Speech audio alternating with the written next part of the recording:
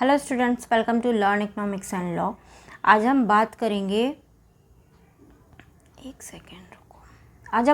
Various types of corporate restructuring strategies include, यानी कि corporate restructuring में कौन कौन से स्ट्रैटेजीज यूज़ होती हैं। ठीक है, तो मर्जर, जिनके बारे में हम आज तक बात करते आए हैं, merger, demerger, reverse merger, disinvestment, take over, joint venture strategy, alliance, slum sale, franchising, strategic alliance etcetera के बारे में हम बात करेंगे। एक एक पॉइंट के बारे में मैं डिटेल में आपको बताऊंगी। तो आज हम डिस्कस करेंगे मर्जर के बारे में। ठीक है, तो मर्जर क्या होता है? जब मर्जर आपकी बुक में लिखा है, मॉड्यूल से करा रही हूँ मैं, merger is the combination of two or more companies which can be merge together either by way of amalgamation or absorption. यानी कि दो कंपनीज जब आपस में मिलती हैं तो कैसे मिल सकती हैं? देखो, तीन एग्जाम्पल बन सकते हैं, चाहे तो लिख लेना।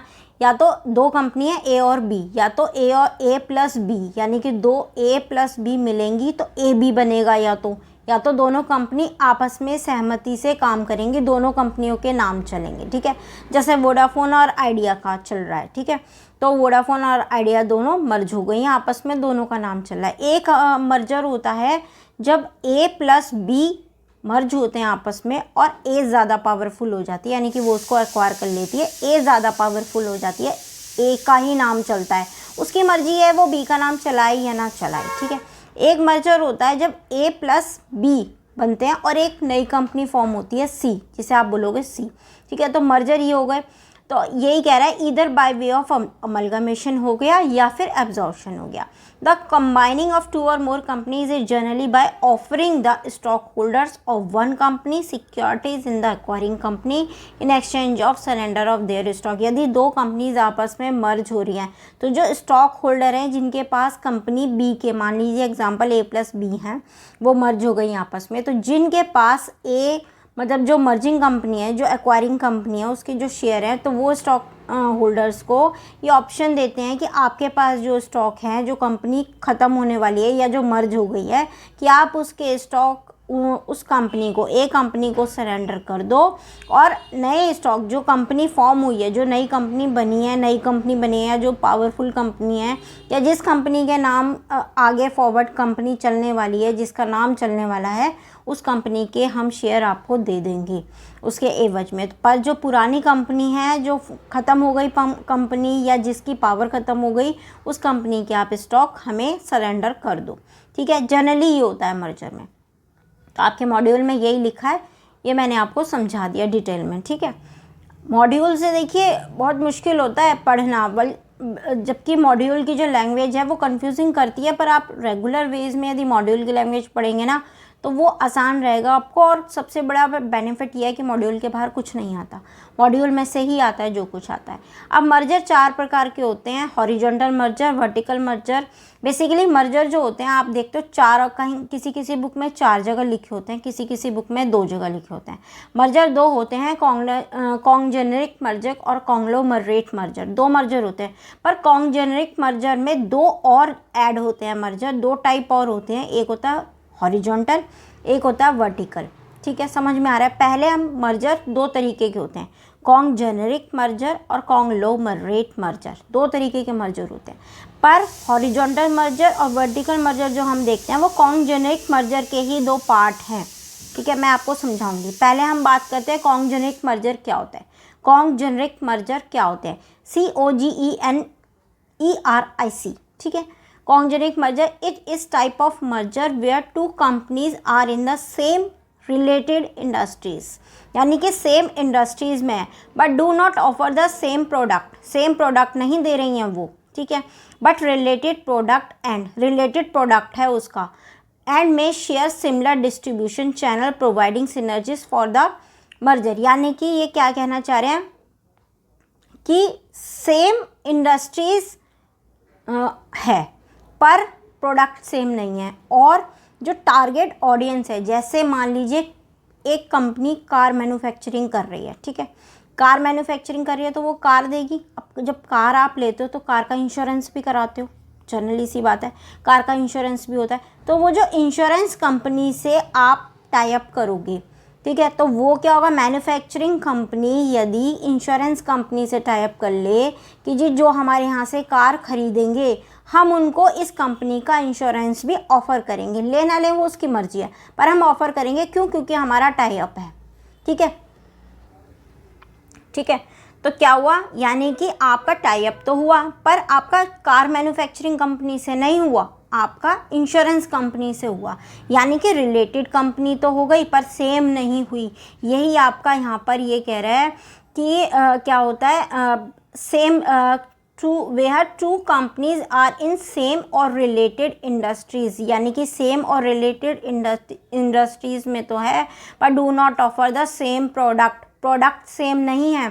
वो कार मैन्युफैक्चरिंग कर रही है, वो इंश्योरेंस दे रहा है, दोनों अलग अलग चीज़ें हैं पर रिलेटेड हैं आपस में। ठीक है, उसके बाद क्या होगा, but related product and may share similar distribution channel, यानी कि खरीदने वाला, जिसने कार खरीदी और जिसने इंश्योरेंस खरीदा, वो बंदा तो सेम है, यानी कि टारगेट जो ऑडियंस है वो सेम है पर प्रोडक्ट अलग अलग है। ऐसे समझो। दूसरा एग्जांपल छोटा सा,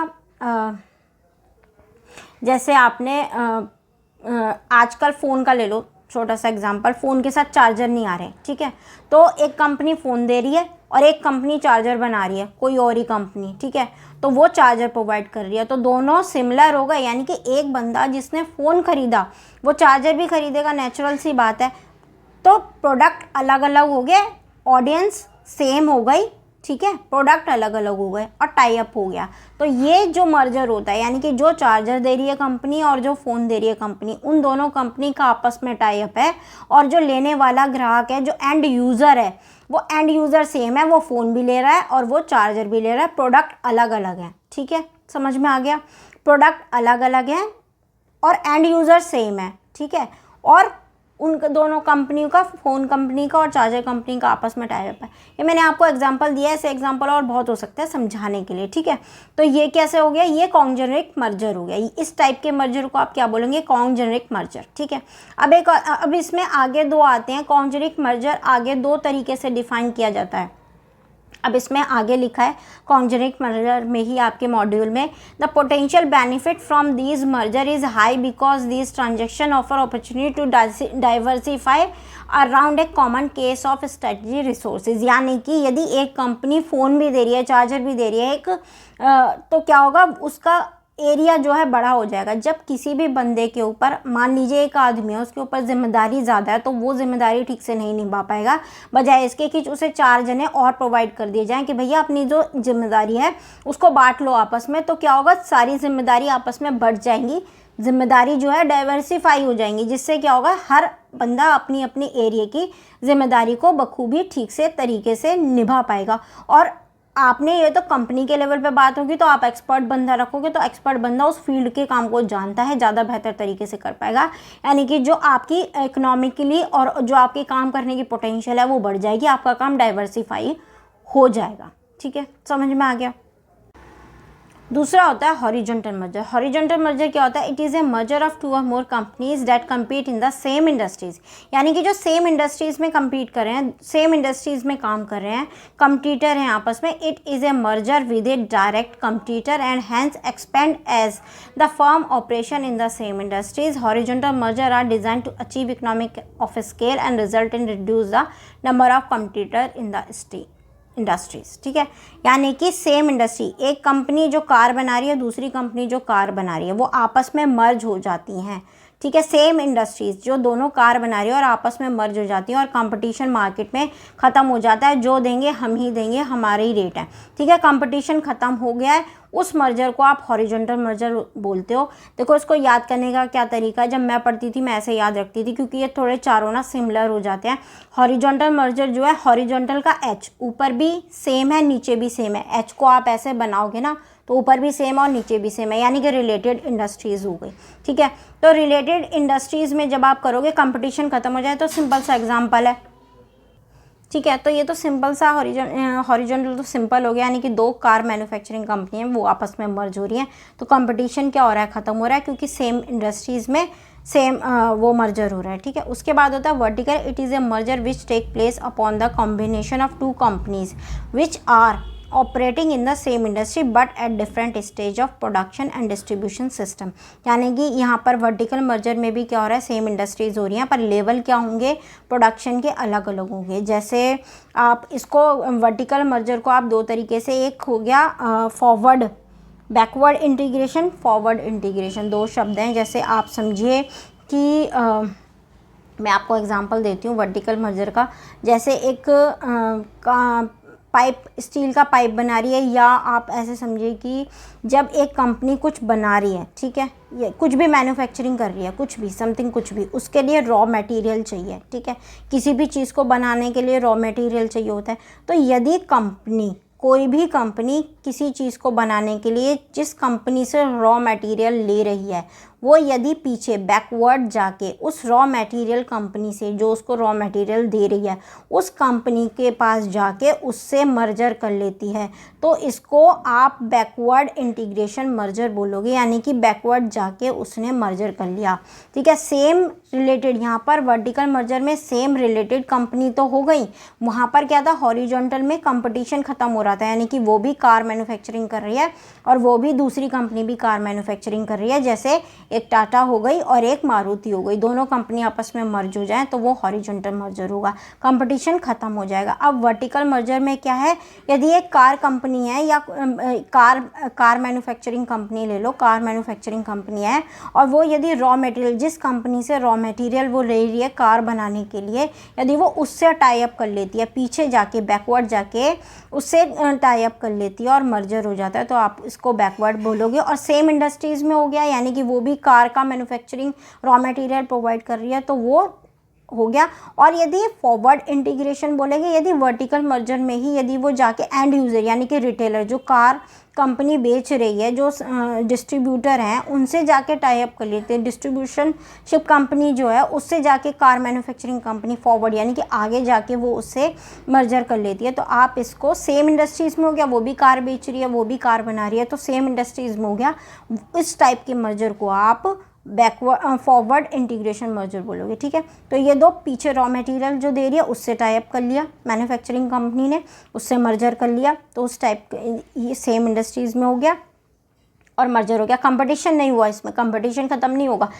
हॉरिजॉन्टल मर्जर में कंपटीशन होता है, पर वर्टिकल मर्जर में कंपटीशन खत्म नहीं होता। कंपटीशन की तो कोई बात ही नहीं है, एक रॉ मटेरियल दे रही है, एक बना रही है और एक बेच रही है। तो जो बना रही है कंपनी, उसने क्या करा, पहले वो पीछे गई, बैकवर्ड गई, इन रॉ मटेरियल कंपनी से उसने टाई अप मर्जर कर लिया, फिर उसने आगे गई रिटेलर कंपनी से, उसने टाई अप कर लिया, ठीक है। तो इसको आप रिलेटेड सेम इंडस्ट्रीज़ में मर्जर तो बोलोगे, पर कंपटीशन ख़त्म नहीं होता, क्योंकि कंपटीशन है ही नहीं, दोनों एक दूसरे से मिलजुल के काम करते हैं, ठीक है। फिर आता है कॉन्ग्लोमरेट मर्जर, यानी कि these merger involve first firm engage in unrelated industries. ये अनरिलेटेड इंडस्ट्रीज़ है, जैसे एक कार कंपनी ने मोबाइल कंपनी के साथ टाई अप कर लिया, मर्जर कर लिया, यानी कि अनरिलेटेड इंडस्ट्रीज़ है, दोनों अलग अलग इंडस्ट्रीज़ है। ना तो कंपटीशन की कोई बात हो रही है, ना बैकवर्ड ना फॉरवर्ड की इंटीग्रेशन की कोई बात हो रही है। That is the business of two companies are not related to each other, horizontal or not vertical, no horizontal not vertical, ठीक है। In a pure conglomerate there are no important common factor between the companies in production, यानी कि किसी भी में marketing में, research में, development में, कहीं से भी टेक्नोलॉजी में, किसी भी चीज़ में सेम नहीं है, कोई कंपटीशन की बात नहीं है, कहीं से भी वो दोनों कंपनी आपस में सेम नहीं है। ना तो उनकी मार्केट सेम है, ना उसका मैन्युफैक्चरिंग सेम है, ना उसकी डिस्ट्रीब्यूशन सेम है, ना उनकी टेक्नोलॉजी सेम है, कुछ भी उसमें सेम नहीं है। अनरिलेटेड बिजनेस का, टोटली अनरिलेटेड बिजनेस का जब मर्जर होता है, अनरिलेटेड कंपनी का जब मर्जर होता है, तो आप उसको कॉन्ग्लोमरेट मर्जर बोलते हो, ठीक है। आई होप आपको समझ में आ गया होगा। यदि आपको कुछ ना समझ में आया हो तो कमेंट करके पूछ लेना, ठीक है। चैनल को लाइक करना, शेयर करना, सब्सक्राइब करना। Thanks for watching, bye.